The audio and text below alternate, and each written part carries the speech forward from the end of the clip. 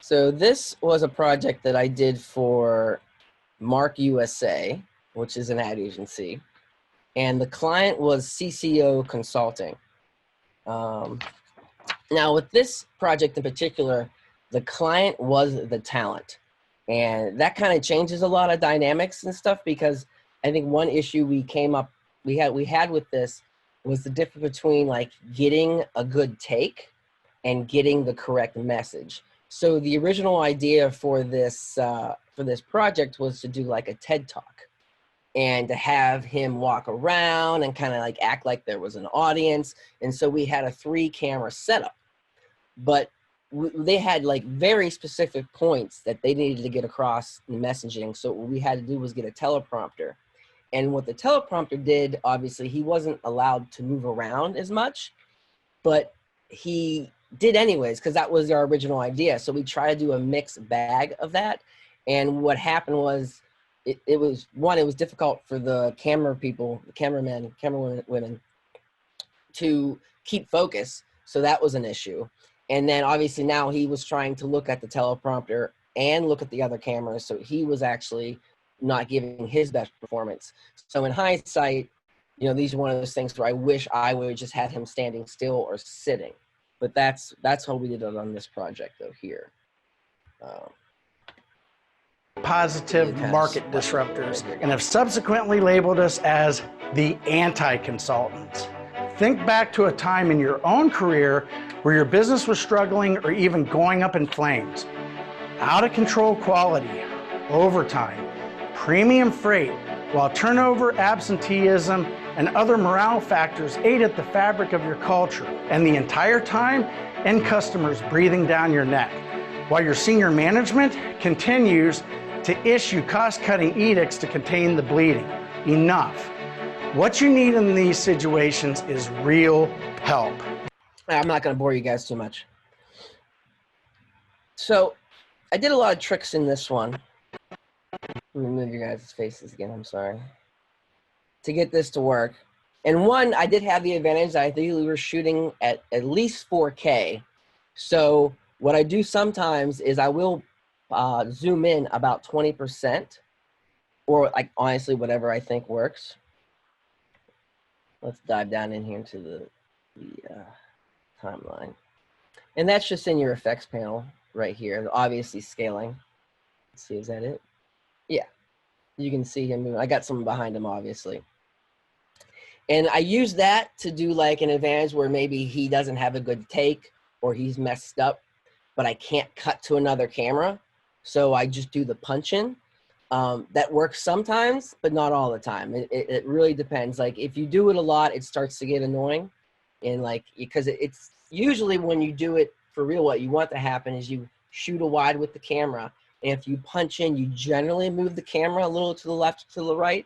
That's not always, depending on what you do, but that does help, because then the eye feels like I'm going to a different angle. With the zoom, it's a little tricky. It can, like, sometimes you can pick up on that and you get that feeling, like I said earlier, I was like, oh, that felt weird.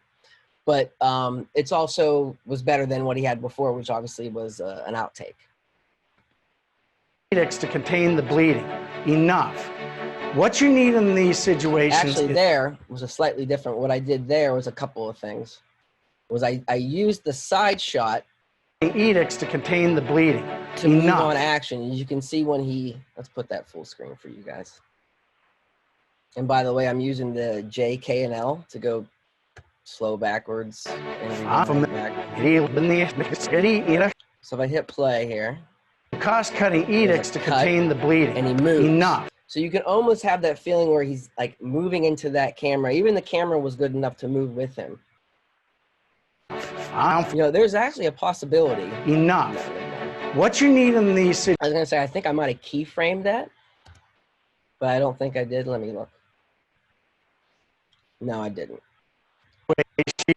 But that's also a trick too. Sometimes it's like, you know, there is some camera movement, and sometimes there's not camera movement, but you, in this moment, maybe I did, like how he moves here. He's moving back. I could keyframe that real quick. What you need. Another one. And I could actually make that move a little different. So right now I actually am making it less. See if you can even tell. Enough. Actually, you couldn't tell, but I'm hoping you can understand what I'm talking about though.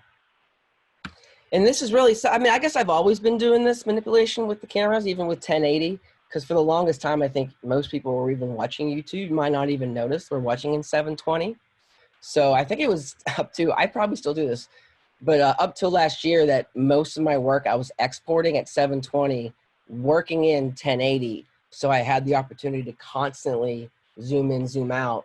And that what really lets you like tighten up performances too. So like I said earlier about someone's interview or such, like maybe their pause in between a sentence is a little too much. And obviously if you would just tighten that up, it would be a jump cut. And you don't want that. So if you tighten it up and then zoom in, it's a lot better than probably what you had. Getting close, guys, getting close to wrapping up here. This also was another project, by the way, that we did do, we had it transcribed. And then MarcUSA went over everything and then highlighted what I should cut out. And then I got to work with that. About zoom ins. Basically any way to hide the cuts. I think we actually have some supers in here. Let's see, real quick shortcut, guys. Shift minus will get the whole timeline to these itty bitties. That's a professional term, by the way, itty bitties. I'm trying to find my supers. Is this it? There it is. So super is just any type of title. In situations, you need CCO. Our team members average. So there was a moment there, I'm sure he did or said something wrong. Or not wrong, it was just an outtake. And we just cheated that so I can get around and make him look real good. And that's really the goal of the editor, right? Is to make the talent, everyone look better than they actually are. Or better, you know, way better. All right. Let's see here, guys. So, one question I was asked is, how can you tell when the edit is done? And the answer to that is it's never done. It really, when it's done is when the deadline is done. That's when it's done. So whatever that's another question to ask the client that I'm sure sometimes they'll actually say ASAP is an answer I hear all the time, where it's like, so when do you need this done? As soon as possible. Well, I mean, like, I can't work that. I don't know. It's like difficult. Like I need to give me a day, you know, to help actually is what you should ask them is like, well, do you have like a product launch? Do you working on a new website? You know, maybe you have it's a band and they have a show. You know, you try to coordinate, you know, a timing, you know, to have it like, let's have it done by this day so we can have it done then. And that really helps you and the client like know that like the project needs to be done that day. And even if you dive in more and maybe you have a project manager, maybe you have portions of the project that needs to be done at certain times. But that's when it's like literally like when we were sitting here going through stuff, all these stuff is done. All these projects are done. And I'm still looking at things going, oh, I could change this. I could change that. So I'm going to wrap it up just with some delivery stuff, guys, and then we can start taking questions.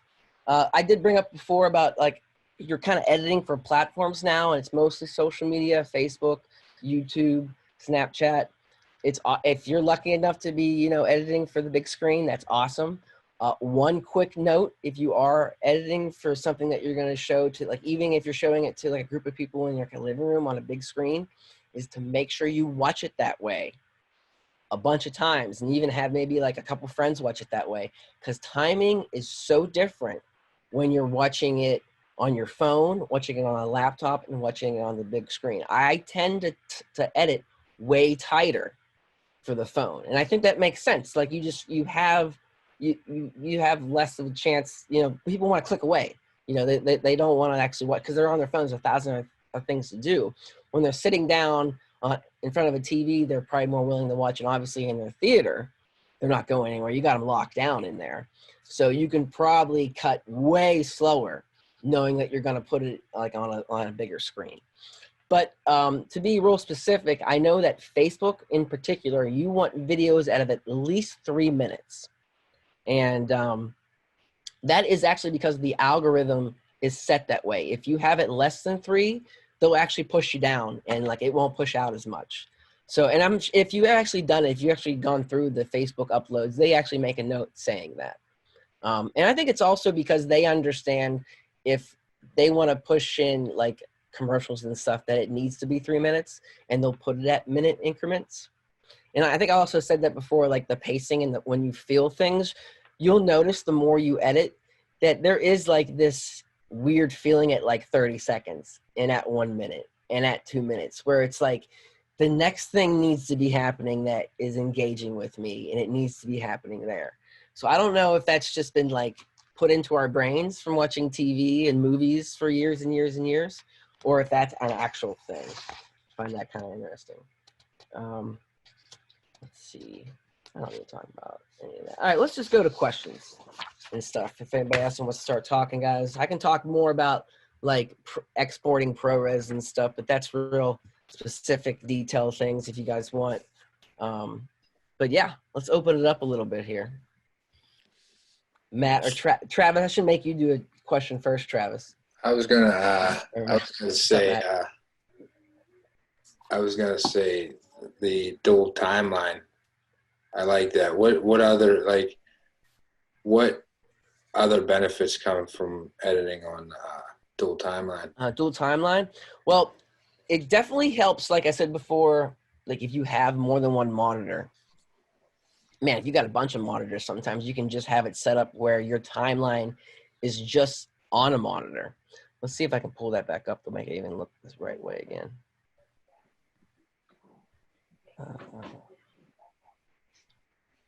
Look at that.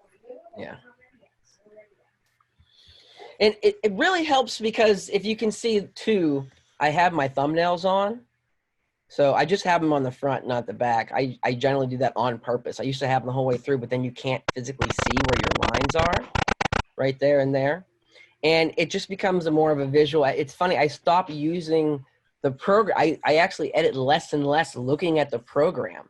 And I'm editing more and more looking at my waveforms and looking at the timeline, because I know this is probably not the best example. I wish I could get to the point where they're talking. Let's get to this is the minus. By the way, the button underneath the delete key, which I guess is the slash, will make the timeline go full to like everything you see to where you just were. So if I plus in real close, plus in, I'm saying plus in because that's the actual button I'm hitting, and I hit slash, you can go real quick in and out. I use that one a lot. All right, anyways, I'm trying to find where interviews are. Where did we do the interviews, Matt? Towards the end. Yeah. That was another mistake, right? That we made, that we should have did interviews first at this event. Can you give me your tablet? Okay. Go ahead, you guys talk about it. So, like I said, with the like moving around, you can really jump in here, and if you know your shortcuts, it's kind of tough to see, but usually you can see your waveforms when someone's talking a little better than what I have right here. And like without even looking at the video, you know, well, that's the beginning of my video. I hit my shortcut A, cuts. That's the end. They're probably done talking right here, you know, and now I can just copy and then bring it down to this one. And so it's a real good way to start off, especially because, you know, the first 10 minutes, heck, the first couple hours of editing a project is generally the most difficult. Yeah. And like this just kind of really streamlines it, where I feel like I'm not even watching it at first. You know, I'm really just looking at my timeline, looking at like my waveforms to see where it's loud. You know, I wish I had a media sync for Matt, because Matt was a lot of interviews and he was loud. Travis, I have some other questions for you too. Yeah. So Travis was, I'll actually just unmute Travis here. Oh, you're unmuted. Okay, Travis, if you want to ask your question, and then and then we have another question too after that. So cool.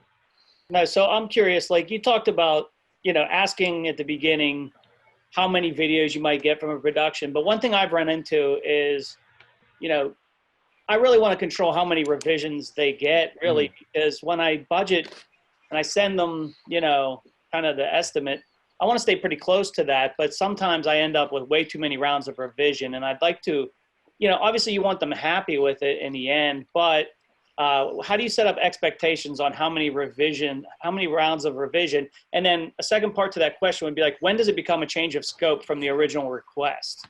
Because I've had a lot of clients that kind of don't understand that part of the process, and the changes kind of changed the project, and it really didn't fit the original request. Yeah, so that kind of goes back to a couple of things. Let me try to do the change of scope thing first, and then remind me to go back to the other part.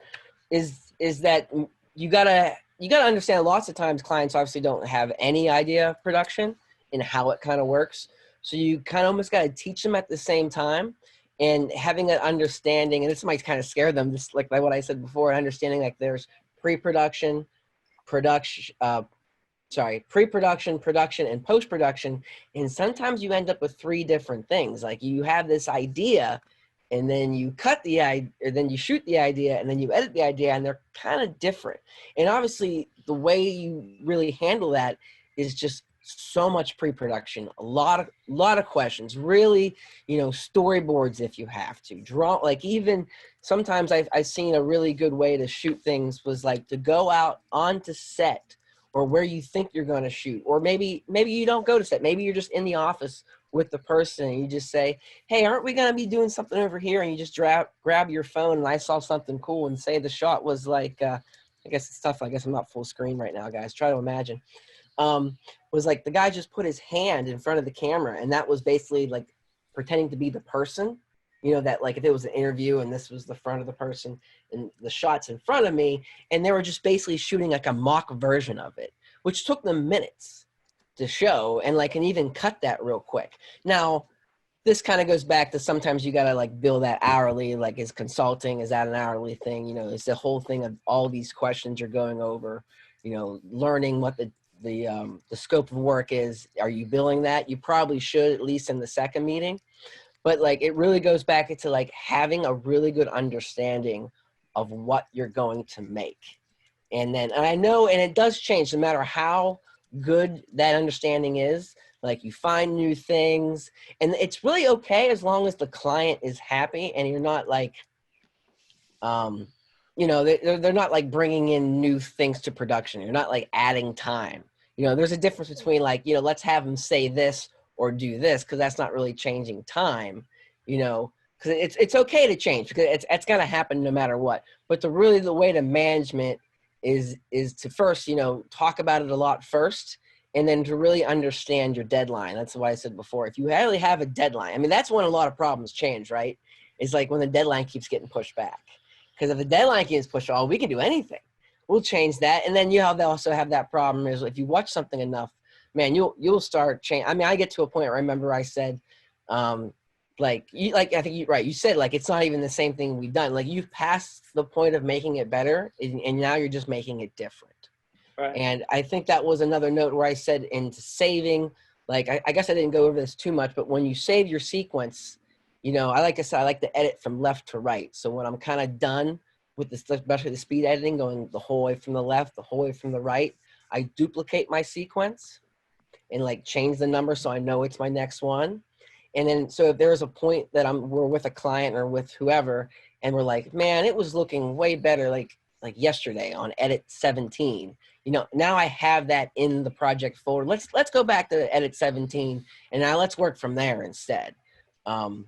And of course that goes back to like what's your deadline and stuff is, you know, if this is getting pushed up against your deadline, well, now you just got to start making decisions. And what was the other thing that I wanted to talk about? So I'll unmute Alex. No, hold on. There was a beginning part of Travis's. Oh yeah, the revisions. Oh, the revisions, right. So at first I used to give tons of revisions because I really wanted to, you know, help the client. Like, what do you want? What do you want? And as I became a better editor, I really try to stray away from almost any revisions, like almost zero. And if you just present yourself I'm not saying don't give any revisions, by the way, but if you maybe don't put that in your scope of work or your proposal, you know, I'm not saying don't put in like, I don't do revisions. Just don't put in anything about revisions. Just try to have a mindset that there's no such thing. But like you'll come to a conversation and maybe they ask you about it and be like, oh yeah, you can look at it once. You know, it's really one of those things you really kind of have to have the conversation. If that like really pulls them back, you know, well, then maybe it's like, okay, well, maybe we'll have a day you come in and we can talk about it then. And then, you know, but I think you need to start with the feeling that there's no revisions and then work your way back. Because otherwise, if you start the opposite way or saying, yeah, come in as many times, well, now, you know, you go past your scope of work and now your hourly is changing. And also a quick note, I do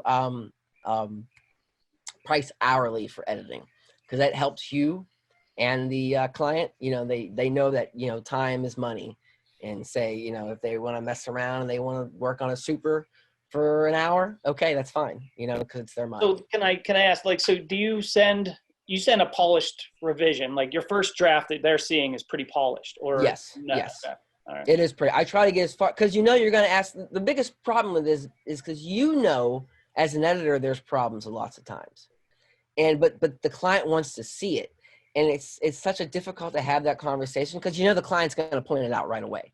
They're like, are you going to do what are you going to do about this? And it's so weird to have that conversation. Well, I know there's something wrong there. I'm going to fix it. And you're trying to stop that conversation from happening. One, it's a waste of time, and two, you put yourself at a point where the client kind of doesn't trust you. The client thinks you messed up, but really you're just throwing out a rough. I think I saw this funny meme once. It was just a dog sitting in a chair, in an editing chair. And he's like, it's just a rough. You know, like, people need to understand, like, it's just a rough. I think I've typed up emails when clients like, I need to see something. I'm like, understand that is a rough. And like I said, I get to a point where like, just try not to send roughs. Try not to send them. You know, now that's completely different though than working with an ad agency like I do. I work with someone that understands what a rough is. Yeah. Like they're kind of in there with me the whole time.